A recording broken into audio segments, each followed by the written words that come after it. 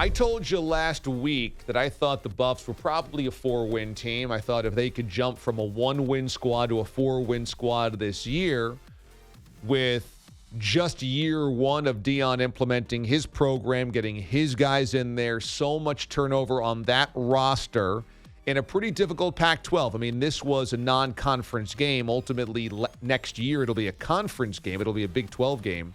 But right now, Colorado's competing in the Pac-12, and that's a really good football conference, ironically, in their final go-round together. I thought if they get 4 wins, that's a pretty significant step forward, and that they'd still end up dealing with, I think, getting exposed with lack of depth and good competition.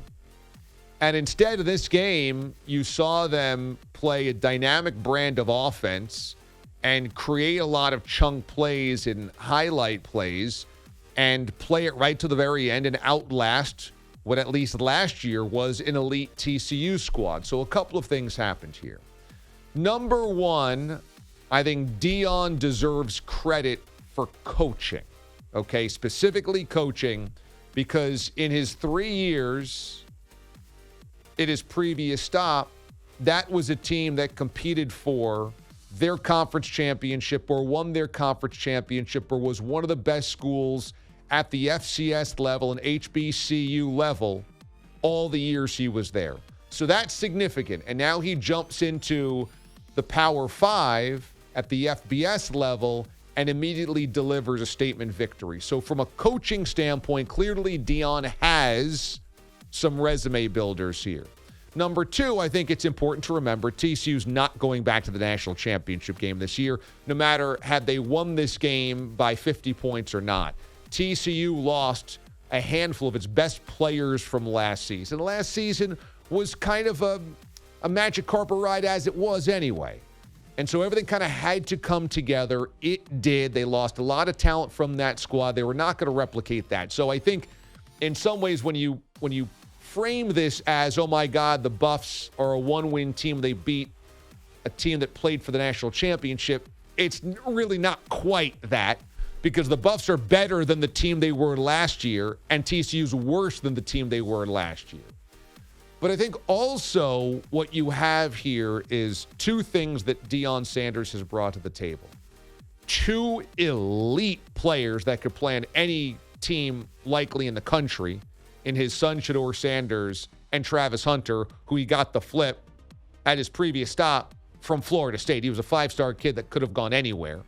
So Dion brought 2 elite players into Colorado. They didn't have any of those. And then also his quotes, his bravado, his confidence, his experience, his personality make guys believe, okay? And this Buffs team went into Saturday not thinking we're the little engine that could. Wouldn't it be wild if we won a game or 2 here early in the season? They didn't come in wondering if they were going to be a 6-win team to make a bowl game or whatever. Deion Sanders has you believe, if you buy in, that you can do extraordinary things, that you're meant to do this. Now, it can come off as snake oil selling because you hear him talk all the time about himself, about the things that he does. It was on, he's been doing this since the 80s. So at some point, you start just making it a white noise of he just keeps talking, and it's like, okay, how much smoke can you blow? How much hot air can you blow? And people start ignoring it.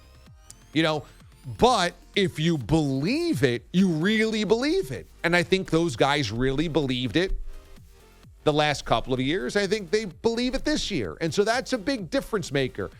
Coaches can speak in these statements and these slogans and these catchphrases, but do the kids really believe it? And they do in Boulder.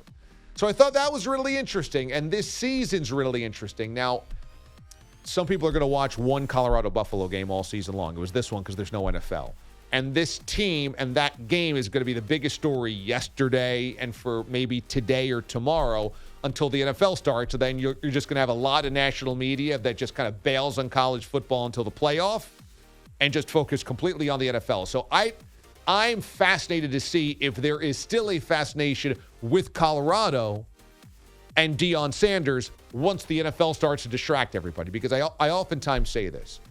The college football fan is wildly underserved from a national standpoint. There are tons of regional college football outlets that do really good stuff in your local markets, your local sports radio shows, YouTube shows, online sites, podcasts. There are a lot, but from a national standpoint, a lot of people just completely bail on college football between week 1 of the NFL season and the college football playoff. Right now, Deion's a story because people know Deion Sanders.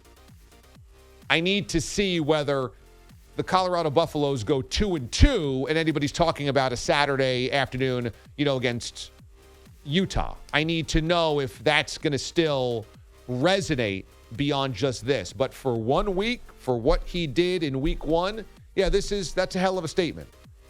That's a hell of a statement.